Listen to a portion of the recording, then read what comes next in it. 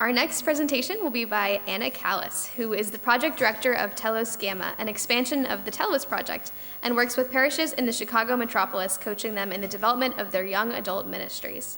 She earned her Master of Divinity degree from Holy Cross School of Theology in 2013, emphasizing her studies in religious education and youth ministry.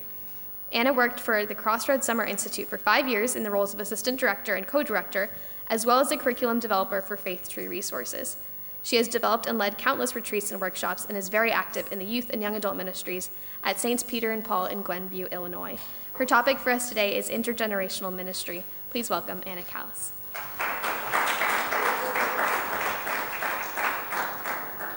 It's hard to be the last speaker of the day, especially after your husband, and after a day of such rich content. As I've been listening to everything all day and thinking about my own talk through it all, I think really, at the end of the day, we're all saying so much of the same things, and that's really, really cool.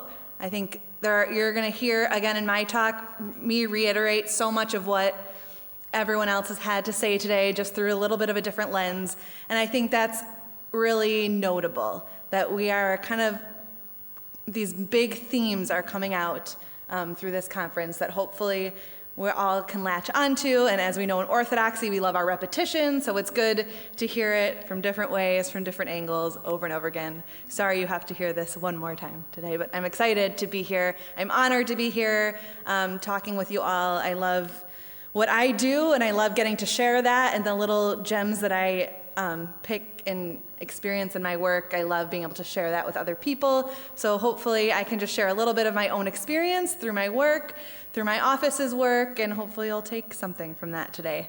I want to start with a reflection. Take a minute and reflect on who the most influential person, I know it's really hard to pick just one, so you can identify maybe one or two or three, but choose one to write about. Write their name down and a brief reflection on how they've impacted your life. Raise your hand if this person that you have been thinking about is older than you. Unanimous, pretty much unanimous. Maybe there's the one person who didn't raise their hand, right? So I'm choosing to start this talk from this place because I want to make this topic as personal as possible to us all. In our lives, it is almost unanimous that the most influential person in our life is someone who is a little bit down the road from us. And that hopefully helps frame this idea that intergenerational relationships are incredibly rich and important in all of our lives. Intergenerational ministry is a concept that's very prevalent in my office's work, particularly in regards to the Telos Project. It's a concept we find to be very important both for the spiritual lives of our faithful, both young and old, and also notably for the health of our parishes. So I want to just note a couple things.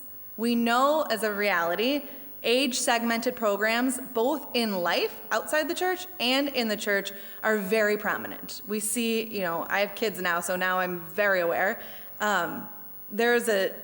Everything that my kid can be involved in is very age-specific. We see that in our church, our ministries, from Hope, the Little Lambs, all the way up to Senior Goya, Soya. It's all age-segmented. But, as we've just been reflecting, many of the most influential people in our lives are not our peers, but those a few steps ahead of us in life. I want to start just by acknowledging that reality. Before we really dig into what intergenerational ministry is and what it could look like, I want to follow in what some of the other speakers have done and really dig into the why. We have to understand the why. If I'm going to convince you that intergenerational ministry is important, I'm going to start with that best practice of leadership and convince you of why. Why intergenerational ministry? First and foremost, let's start by looking at what our call is regarding intergenerational ministry. We see all over Scripture, in the Old Testament, the Gospel, the New Testament, God commanding us to raise up our children, to train our children, to teach our children the ways of the Lord. Adults have been, in fact, commanded by God to play an active role in the spiritual life and upbringing of young people. Why? Well, just to put it really simply, because it works. As do most of God's commandments. God does not give us commandments or call us to things for no good reason. It's usually because it's an effective way of doing life. The Fuller Youth Institute does significant work and research regarding the spiritual formation and well-being of youth and emerging adults, and has found overwhelming evidence that adults play a significant role in the spiritual formation of young people. Adults, starting with parents, are commanded to be active participants in their children's formation. Children follow the spiritual lead set by their parents and surrounding adult community. Human beings are actually wired so that when we have adults invested in our life, particularly in our spiritual life, we will emulate them, and we will in turn grow to emulate Christ into adulthood. There's a much higher chance of someone continuing to live a life in Christ if there has been an adult in their life modeling that for them. Chap Clark was one of the authors of Sticky Faith, a book which identifies strategies around how to cultivate young people's faith in a way that will stick with them through adulthood. He also identifies, through his research, that young people need adults. He even goes as far as to say that every kid needs 5 adults cheering them into adulthood. He calls this the 5-to-1 ratio flip. Here's the bottom line. Every kid needs 5 adult fans.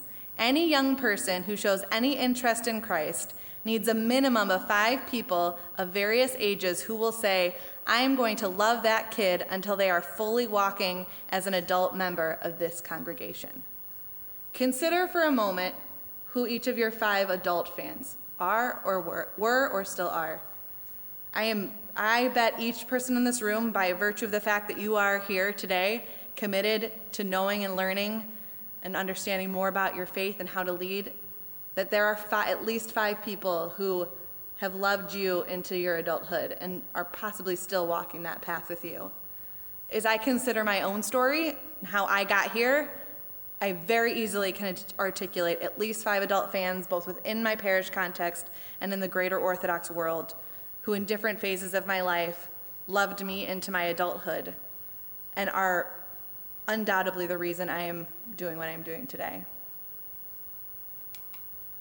And just because I love when secular study comes out and articulates what our faith has been saying all along, the Center on the Developing Child of Harvard University shares, when speaking specifically about overcoming trauma and developing lifelong resilience, every child who winds up doing well had at least one stable and committed relationship with a supportive adult. Stable and committed relationships with adults are so powerful, they enable young people to overcome trauma and to develop true and deep resilience. So it's clear, our young people need adults to guide them securely into adulthood and to connect them more deeply to Christ.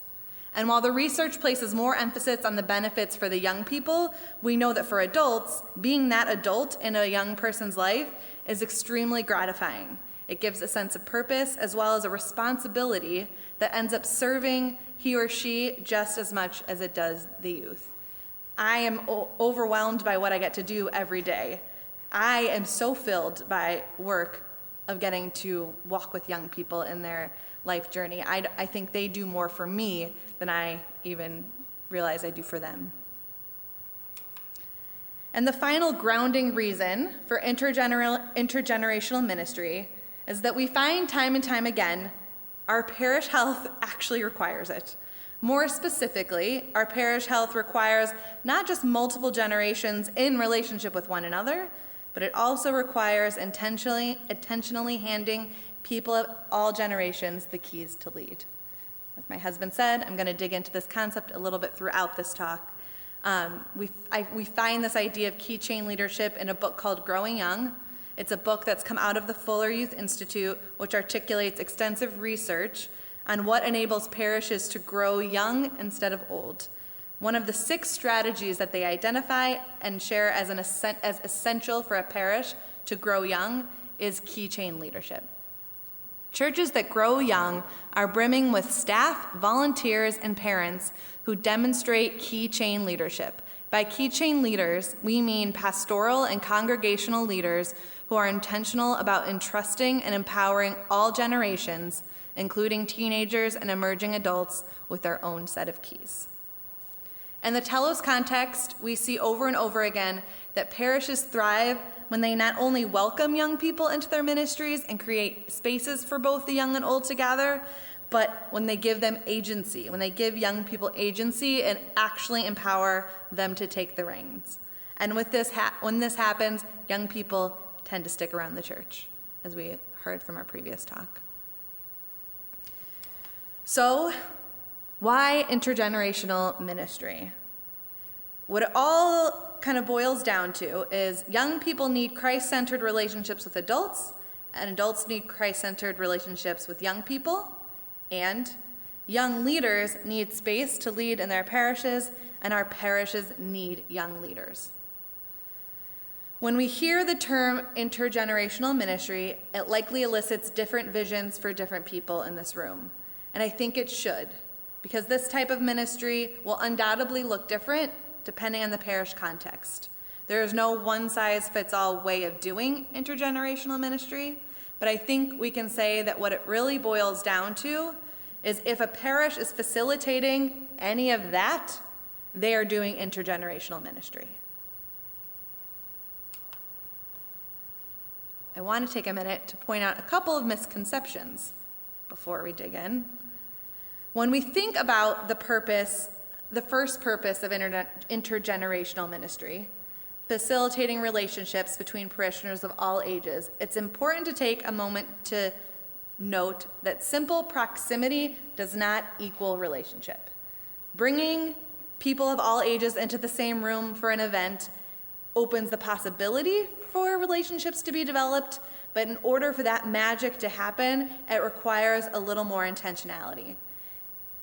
It can be tempting to want to pat ourselves on the back by hosting a parish barbecue where people of all ages were all there, but unless we're facilitating relationships and being built, we're not actually doing intergenerational ministry. And the second clarification or misconception I want to say is I don't believe that intergenerational ministry means doing away with age-segmented ministries altogether.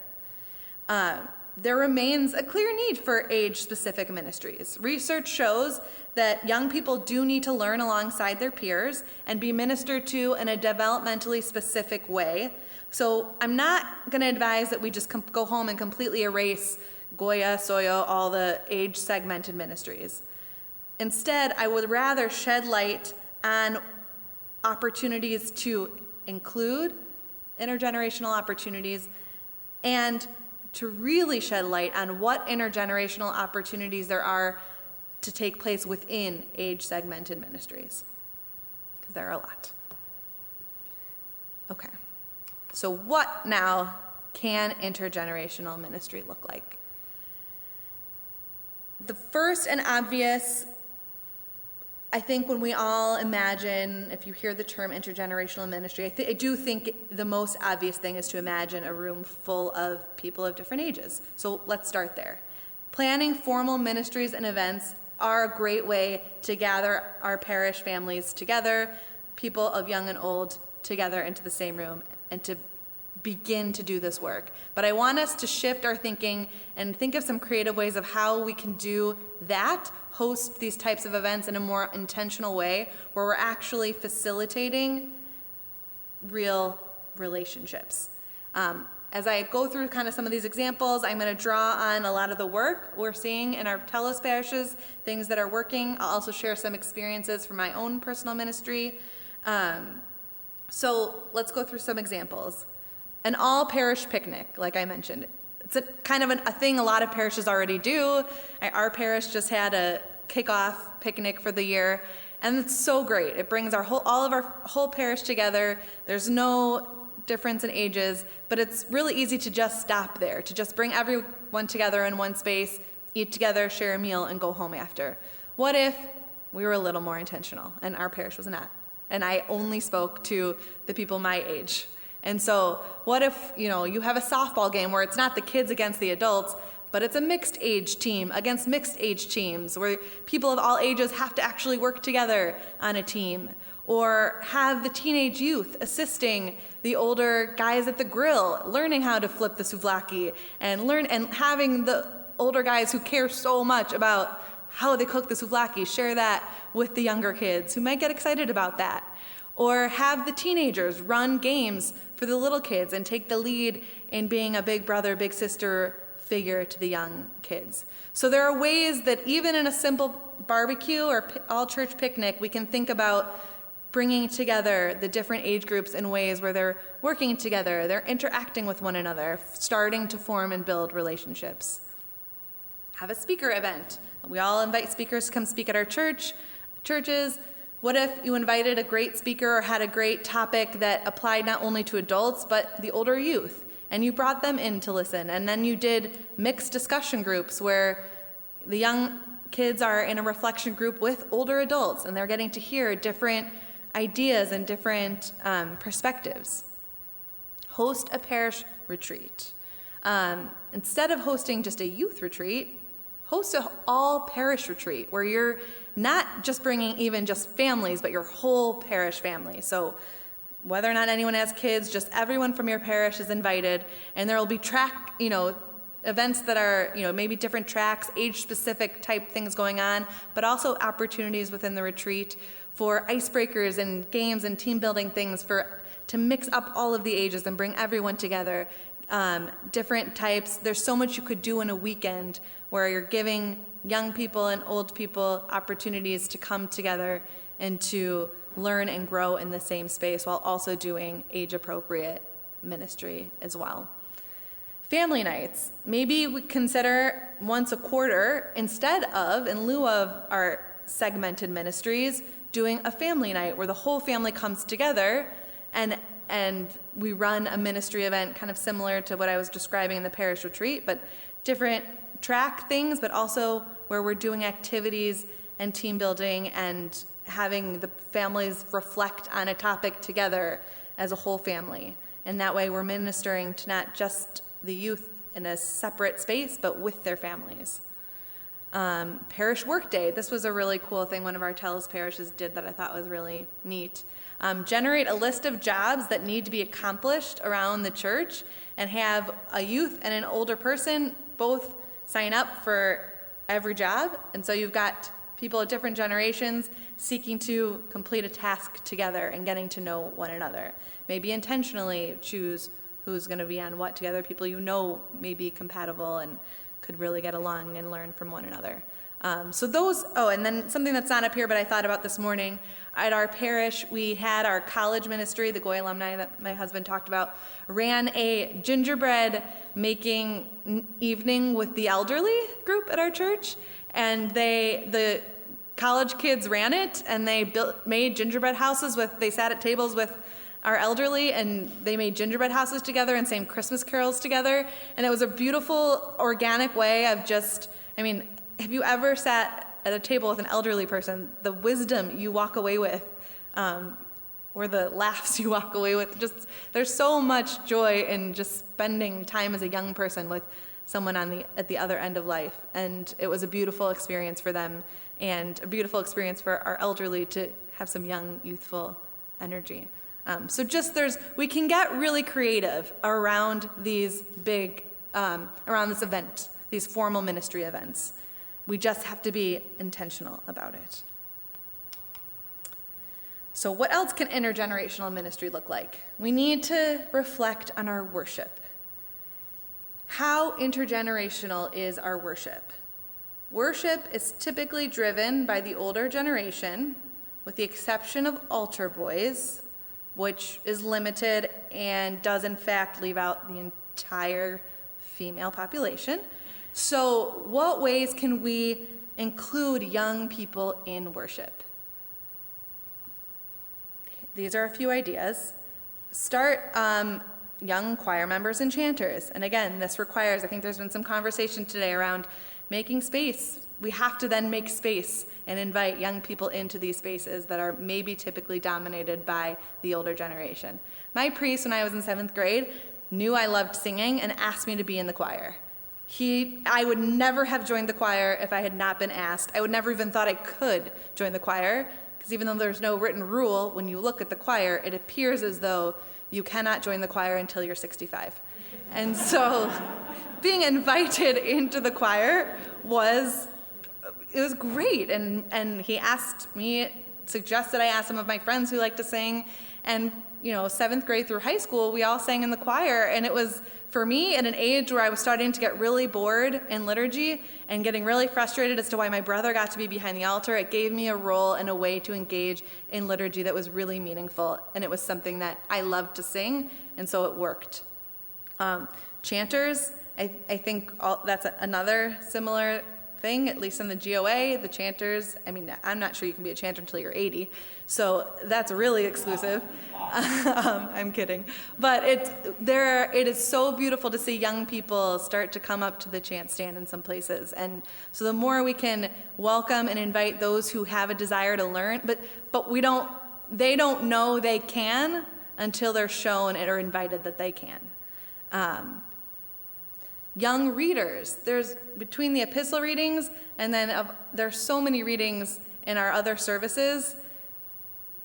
I know our chanters too, like those who are trained to chant, they probably don't want to do all the reading. I know my dad's a chanter. He doesn't want to do all of the readings. Let's bring our young people in to do the readings. Give them a role. Give them a way to participate in worship.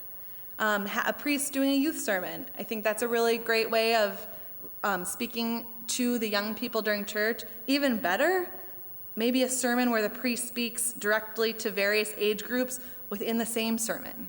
And so we don't have to have such a segmented sermon just for the kids, because let's be honest, I think our adults learn just as much from the youth sermon as the kids do. But a sermon where we're intentionally speaking to each age group and making a point that is reflective of each stage of life. And I think what's really important too is a parish-wide commitment to having young people in the sanctuary. I'm not sure the GOA does this so well. I've been in some OCA parishes and Antiochian parishes. It's an icon of heaven. The kids are just, on the ground. There's the lack of the pews makes it a little more okay. And I went to an OCA parish recently, and my son was just on the ground. There were Orthodox books that he could look through, other kids around. It was so normalized to have a little bit of noise and just that youthful presence in the church. For a mother with a young child, it can be so daunting to bring that child into a sanctuary and to keep them there. Even for me, who is very comfortable, when my child starts to make noise, my instinct is to move to the back of the church immediately. And so I think normalizing as parishes, having children and mothers and fathers with young children who are making a little bit of noise in the parish, something that our former priest did in our parish, which is so great, is printed a pew card. It's in every pew in our church, and it states, all of these things about how we welcome children and their noises. And this is how children interact in church, and this is the reality. We welcome you, and we want you to be here, and we don't want you to leave. And it's a really, really beautiful statement from our parish to the young families that we want you here in our sanctuary. And so I think the more we can do that and make it okay to have young people and young families in the church is so important. I didn't think about this earlier, so it's not on the list, because at my parish it's not a reality, but Steve mentioned earlier, we also have to keep our kids in the church. So it would be ideal to not have Sunday school happening during the actual liturgy. Ours does start after communion. I do actually appreciate the reprieve of after communion going to get a cup of coffee, so I'm not sure I'm ready to change that yet, but at least from blessed is the kingdom till after communion, we gotta have our kids in church. And so I forget that is a reality still in parishes, because it's not my reality, but I would add that to the list. We have to keep our kids. I do think it's really important for our kids to be worshiping with their families, with our entire community throughout liturgy. That is the pinnacle of our faith, and if our kids aren't there to experience that, what are we doing? What else can intergenerational ministry look like? It needs to look like recognizing intergenerational opportunity within segmented programs. So like I said, I think we need to do a much better job of creating spaces for the whole parish to come together, but I also don't think we need to get rid of altogether these segmented ministries, because they are really important. But we as leaders and advisors need to recognize that there's incredible opportunity for intergenerational ministry to be happening within those places and spaces. And so that means these principles that I'm going to go through, we as leaders need to think about and really embody them. It also means we need to draw in other adults to be involved in these age-segmented ministries. We really need a team of people leading the elementary school programs, the junior high programs, the high school programs. We can't just leave it to one person, because we want within those programs to really be facilitating relationships between our young people and people down the road from them. So I'm going to hit a couple of principles around how to do that. First, see young people. This is a simple and seemingly vague idea, but it came to me this summer through one of my Goyans, Julia. Julia's the best.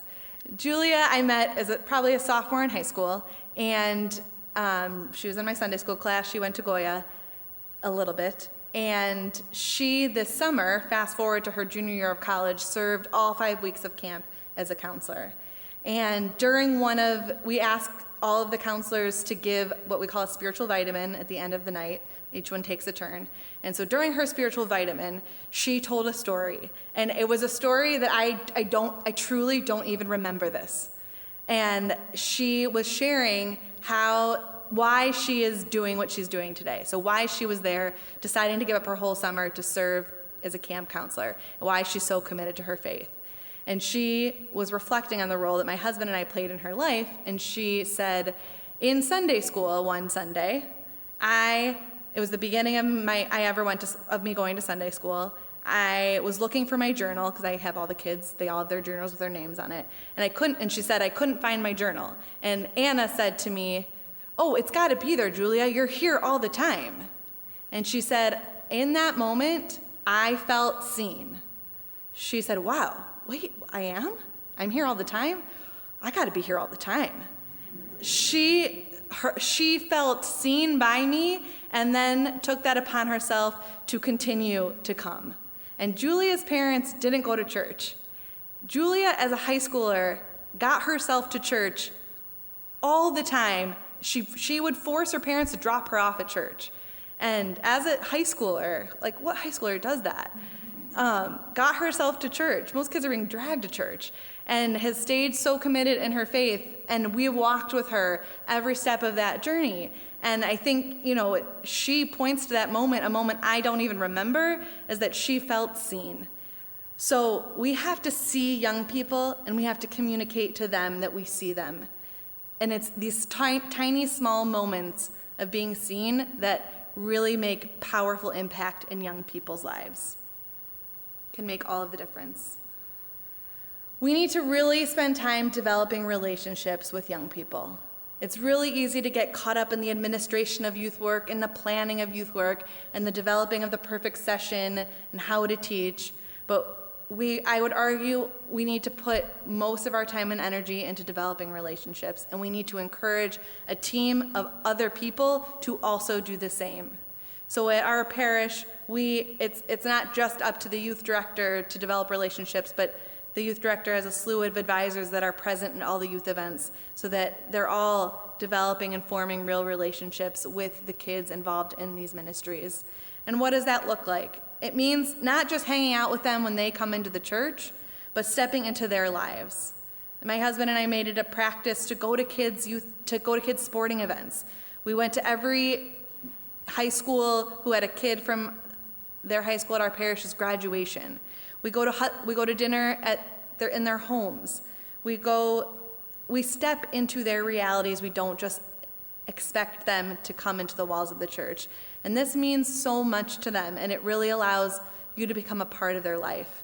It also means taking an interest in their life, asking them, how did that test go? Or how did your game go? Do you have a concert coming up? What's going, there's so many ways of really just stepping into their realities and showing them that you do genuinely care about who they are as people, not just about their attendance and participation in church events. That's how you build a real deep relationship with them.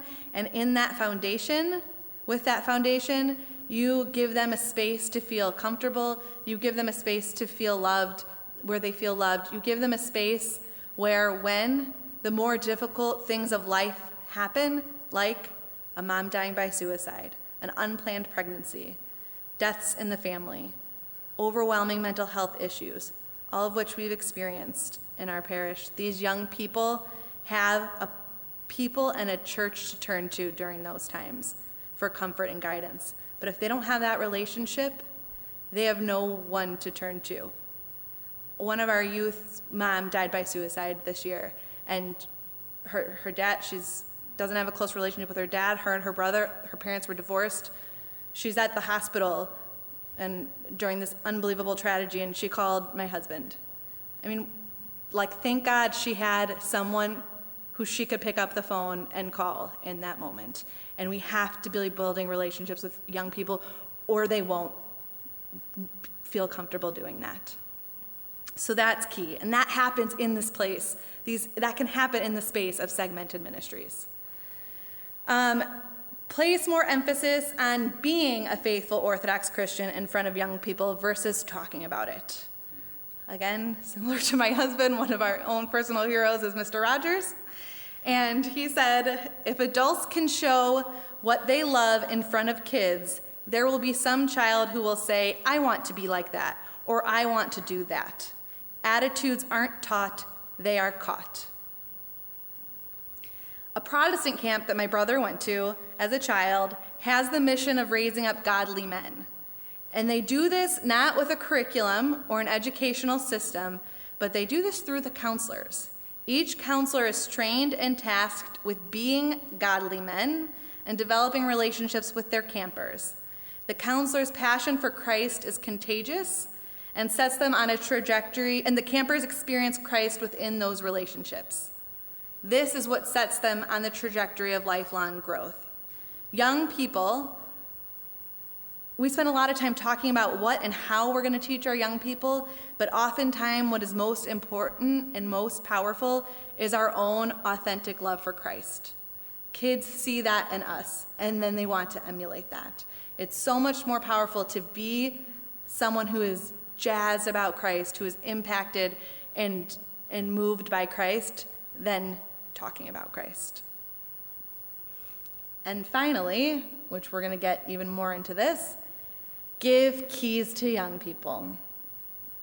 Start giving them leadership roles from a young age within age-segmented ministries. Invite them to lead. Give age-appropriate keys as early as, definitely as early as junior high, maybe even before. When I think about my adult fans, I encountered them all in the youth ministry I was involved in. I encountered them in junior and senior Goya. I encountered them at Crossroad. All of these people took interest in me, who I was, my life outside of church, made time for me, came into my space, attended my birthday parties, my school plays, my graduations. They noticed when I was having a bad day. They asked me about it. They passed on to me their zeal for Christ, and then they gave me opportunities to serve. I was given opportunities to serve on the board. I was given opportunities to plan events, to be an advisor for younger kids ministries. I was given the opportunity to run Vacation Bible School for my community as a college student. I was given the keys to lead. And I truly believe whoever asked the question around how did you become the leader you are, how did you fall into your, did you ask that? My husband did. How did you become the leader you are? I was invited to. I don't know that I would be here if I had not been invited to and been handed keys and tasked with the responsibility of doing so. So It's important that we give keys and actually invite young people to take leadership. And I'm going to go into that. But as a young person, I had spaces where I was invited into by adults. I had places where adults took a vested interest in me, and that made a difference in my own life. And it made a church a safe space for me, a space I wanted to be at where everything else in my life was going wrong. It was still a safe place for me. And that's really what is so important and what we have such an opportunity to do even within age-segmented ministries for young people. So, going into the final kind of what can intergenerational ministry look like, Keychain Leadership. This quote was in my husband's slideshow also. You'd think we would talk more about this. Or maybe we do, and that's why they're so similar. So in our work, some of the most powerful intergenerational interaction comes from when someone of an older generation hands over keys to a younger person. If the same older people are planning all of even the intergenerational ministries and initiatives, no matter how great the events are, you still haven't really permeated the fabric of the parish, and you're not truly being an intergenerational community. So when we talk about Keychain Leadership, keys are referring to the capabilities, the power, and the access of leaders that carry the potential to empower young people.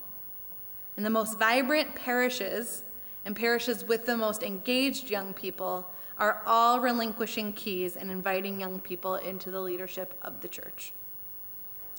This requires current leaders to be aware of the keys and their keychain, so be aware of the opportunities you have to bring other people into leadership, and be intentional about entrusting and empowering all generations, including teenagers and emerging adults, with their own set of keys.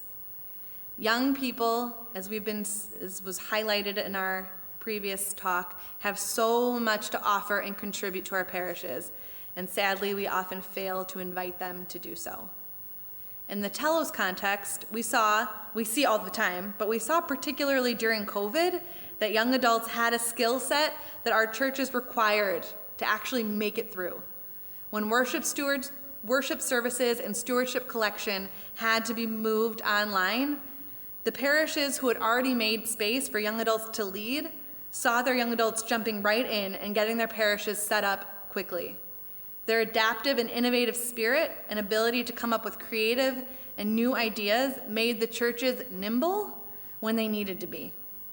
Another one of our telos parishes, who relies, like so many of our parishes do, on income from a Greek fest, allowed the young adults to completely redesign their Greek fest to be a drive-through, COVID-safe fest, and the parish was able to have their fest. How many of our parishes' Greek Fest board or committee would be so ready to let the young adults take over and run with it? Not many. The way we see intergenerational ministry happening most notably in our telos parishes is not so much from formal intergenerational events or initiatives, not so much parishes doing intergenerational things, but being intergenerational parishes. Meaning that behind the scenes, there is incredible intergenerational teamwork going on. This builds relationships. This allows parishes to really thrive. Okay, I paint a beautiful picture. Now it's time for a reality check. We know that everything I have described is easier said than done. Why is that? We have to take a minute and observe and empathize and understand some of the realities. Human beings get set in their ways and resist giving keys. And I don't say that in a judgmental way. I am one of those people. Even from the 4 years we got to do youth work in a parish, as the new youth director has come in, I'm mentoring her formally. It is really hard for me not to just want her to do things exactly the way that we did them. It is hard to give up the keys. You get vested in something, you're committed to something. It is hard to let go and to let someone else take it and make it their own. We have to affirm that reality. And we have to affirm, going along with that emotional ties are powerful. We get emotionally connected to things, and for whatever reason, especially in the church, we get emotionally connected to realities and to the way things are. And it's really hard to let go of that. Just going to affirm that. Generations lack an understanding of each other. You do get a lot from the older generations saying, oh, in my day, blah, blah, blah, blah. I don't understand these young kids. You've got young kids who just totally don't want to listen to older generations' advice and way of doing things and totally write them off. It's another reality that we just need to affirm and recognize. There's a lack of understanding. There can be a lack of general buy-in to these ideas. Parishes as a whole can have set ways of wanting to do things and may as a whole not want to change. It's hard to get this kind of open-mindedness to be taken on by all members of a parish. A lot of people don't want little kids in the sanctuary. It's really hard to get the buy-in from the whole community to kind of shift into this intergenerational mode. And it's hard to shift culture in a community. It just really is.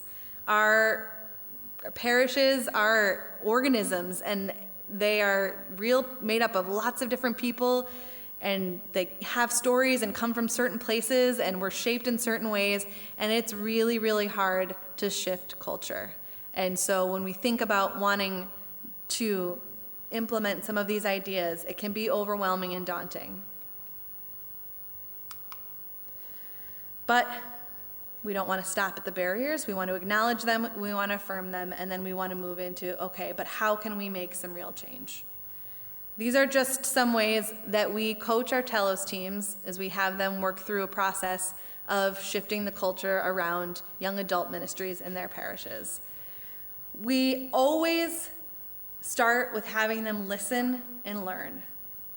This is always the first step of the work. We love to act without pausing to first listen, empathize with, and assess the reality of the situation.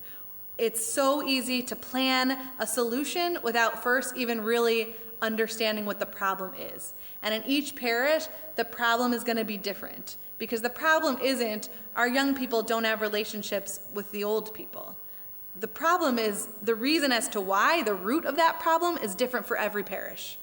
And so in our own context, we have to dig in and talk to people, talk to our parishioners, talk to our clergy, talk to our parish council, understand what's really at the root as to why young families don't feel comfortable at church. What's at the root as to why we don't have a lot of mentors for our young people? What is at the root as to why no one wants to plan initiatives for the whole parish? So it's pausing to listen, to learn, to observe, and to empathize before we dig in to solve. Then acquire buy-in. You do have to acquire buy-in before you can make big change in a community. And it's hard work. So we have to do it. The hard work of getting our whole parish leadership team and parish on board with these principles is important. So if one little group tries to just implement all of these things without getting everyone on board, you're going to hit a bunch of roadblocks. And so it's taking the time to sit with your priest, to sit with your parish council, and to talk and to ask each other questions and to pose these ideas in a way where you're actually getting everyone else excited about this vision instead of just marching in and imposing something. Balance. I advise to keep intergenerational values in balance with age-specific ministry and actually infuse intergenerational values within the age-specific ministries instead of just doing away with age-specific ministries. Strategize. Don't change everything at once, both for the sake of, that can be very shocking to people, and it's very hard when there's a bunch of changes all at once, so slow change is usually better. Strategizing ways to work clear spaces where you can start to just do intergenerational ministry or be intergenerational in pockets that make sense, that work, that are strategically not going to cause a lot of ruckus, and then people will start to see the fruits of that. So be strategic. Experiment. In our office and with our telos parishes, we're really, really big proponents of failure, as long as we're learning and growing from the failure. So don't be afraid to try something that you don't know if it's going to work. Try, be okay with failure, and try again. So that's a really important thing. We need to get okay and comfortable with something failing. Hand over the keys. Start getting comfortable with handing over the keys, and our reflection exercise is going to focus a little bit on that. And evaluate. Another big principle that we have our telos parishes do is build an accountability and evaluation structures. So in order to grow, we have to reflect and learn from both our successes and our failures. Why did this work? Why didn't this work? What should be replicated? What do we need to shift and change? But if you don't plan for that and you don't build in those mechanisms, you will never do it. You will just jump into the next ministry year without intentionally thinking about what you were doing and evaluating what actually happened the prior year. So at a time that makes sense, typically in the ministry flow, that would be in the summer, take time to just intentionally reflect as a parish, as a particular ministry, what's working, what's not working, how do we grow? Okay, so those are just some suggestions of how to move through and past the barriers. I want now to take some time to reflect. What we're gonna do is I'm gonna give everyone about 5 minutes 5 to 7 minutes to reflect. You can, in your journals, in your booklets, there are some reflection questions. They're also up here on the board. I want you to start by listing all intergenerational ministries you've been a part of, either as a youth, a young adult, or an older adult, and meaning formal and informal. So it doesn't have to be a formal, but any kind of church-driven, parish-driven ministry or initiative that allowed you to either lead or build a relationship with someone of a different generation. Reflect on those, and then for everyone, the first set of reflection questions are for everyone to think about. Older adults in the room, maybe would have you start with the second set of questions, and those are specifically designed to have you think about handing over. Well, it's all about Keychain Leadership, but yeah. So take 5 to 7 minutes right now, and then I'm gonna have you at your tables discuss, and at that point we'll have breakout rooms with about 4 people in each room, break out and discuss as well. So just take a few moments right now to reflect. All right, now at your tables or in the chat rooms and Zoom, breakout rooms, I would love for you to reflect, to share with one another what you just reflected on. You can respond to any of the prompts, but specifically if you are a younger adult, reflect on any experiences you have been given, any keys you've been given and what that was like for you. And older adults, reflect on any lessons that you've learned as you've been challenged to give keys to younger adults. So chat. All right. Hopefully this was productive conversation. Hopefully you were able to reflect on the experience of both being given keys and giving keys. Maybe your conversation went in a totally different direction. Any collaborative conversation around ministry at this point is a beautiful thing. So I hope that was a productive time for you all. I hope that through this, as we wrap up, that through this talk, you've been able to reflect on personally how relationships of people in different generations from you have been so rich and given your life so much depth and meaning. And hopefully it inspires you to go back into your parishes and try to do one small thing to help shift your parish to be more of an intergenerational community. I hope that as you go back, you start by observing and empathizing how well your parish, maybe these are some things I challenge you as you go home to do. think, observe, empathize. How well is your parish functioning as an intergenerational community? And what ways is it succeeding? And what enables that success? In what ways is it failing? What are the root causes of that failure?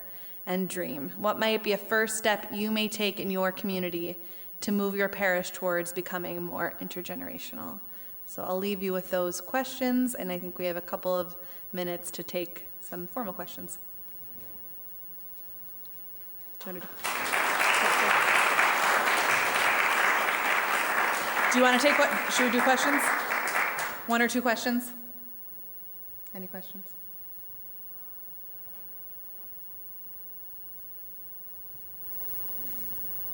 Okay, since I started it in the last session by saying I had an old lady job, I just want to say that over here we were talking about how like a lot of the things that young people want to do, they only see older people doing. This has kind of come up a couple times today. And so they're like talking about like the women that are cooking for the events, or they're like, that's my dream, that's what I want to do, but I don't know, like no one's going to invite me to that. How do I get there? So that's a really interesting theme of this day, and I wonder if you could speak to that a little bit. Yeah, so when there's not an invitation, how do you break into that? Well, I don't know if think about the specific to that example of like the women baking. I know those women can be very particular, but if you ever told an older woman at your church you wanted to learn how to bake, I think they would get very excited about it. So they may get really protective and controlling around how you do it, but I do think that people love to share their craft with other people. And so if you express a desire to learn from someone, typically there's some, like if you express it in that way, not I want to be the baker, but I want to learn what you do and how to do that, that's a really great entry point. And so it takes a lot of boldness, which is why I think we're placing so much emphasis on the invitation, that it takes boldness to be the person to go knock on the Flopticus door and say, I want to learn how to bake, or I want to, Flopticus is way more than that, but you know, they do. They're such a beautiful philanthropic, but they tend to be also the women that bake at the church. Or, you know, knock on the parish council, tell the parish council president, I think I'd really like to be on parish council. It takes a lot of guts and gumption to break that barrier yourself. So I'll encourage you to do that. Or find people in the parish you do feel comfortable talking to about how could I get involved with this? Or talk to your priest. How might I get involved with this? This is something I'm really interested in. If you, as an emerging adult or an older adult or anyone, see something that you really would love to get involved in, please, I encourage you to take that step, always from a point of inquiry and desire to learn versus a desire to take over. I think tends to be a better access point or way of accessing. And then the more you do those things, the more you communicate to other people, oh, I could do that. The more we see people our own age doing these things, then you're kind of paving the way for everyone else to enter. So this is a bit of a confession on my part and also a cry for help. All of you this morning and this afternoon were great with your presentations, and I think for me what resonated the most was the fact that we need to form relationships with the young people and to mentor them. So I'm really frustrated myself, and it pains me to no end that I don't have the time anymore to continue what I started. I didn't have a parish in my formation. I was always a youth minister, just did youth ministry at the diocesan level, camp director, and then I became a bishop. So that's strange in a way, but I guess God works in unexpected ways. So I formed relationships with young people at camp, got to know them, got to identify some of the leaders that I saw talents in them, and in all of them I was able to find something good and to work with them, and kept in touch with them throughout the year, visiting parishes sometimes with, give them an opportunity to reconnect. Now I don't find the time anymore. I'm stuck in administration and turning papers and papers and papers and meetings and Zooms and meetings and clergy groups, and it's fine, that's what I'm called to do. But my first love is kind of forgotten now. and it's put aside, and it's just, I'm frustrated, and I ask maybe some advice and some guidance on, I don't know what to do. I heard, in a way that through the channels of information that, well, we don't want to bother the bishop anymore. He's too busy. I don't have time to even answer some of the texts on time, or emails, or even Facebook messages from young people that I know that want that, even spiritual children that I think are going through some hard times. And I cannot pass them on to others to say, well, go to your parish priest. They go, but they still come to me, I guess because we had that long history of camp knowing and all that. So I don't know, I'm going to be responsible to God, when I'm at the last judgment. What have you done with those relationships? Because we are people, person-to-person relationship. I'm not an office clerk before God when he's going to ask me, well, did you write many letters, or you had nurtured the relationships that you start building as a pastor, as a father? So give me some help, some advice, some solutions. Help. Thank you. When Michelle and Katrina were asking what are the barriers to mentoring, for me, the biggest one is time. I resonate with you. Now that I have my own children, I have way less time to devote to the relationships that I started building, and I get very anxious about neglecting those relationships. So I resonate with what you're saying. A few things come to mind. I have to tell myself, this person's relationship with God can't end with me. And so I pray for these people in my spare time and know that God will hold them, that we are not, while we play an incredible and a vital role in their lives, we are not the end all of their spiritual journey. And so we know that God holds them and will put other people in their life when we just can't. Another thing is, I think we need to be better as a church of equipping lay people to minister and to pastor, because you as clergy cannot do it. You cannot minister to every single person in your parish in the way that you should be able to.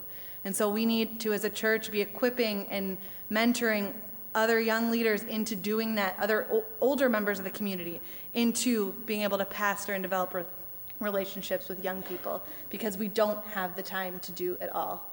And then third, also a good principle that I've been taught is, if you are doing something that someone else can do, have them do it.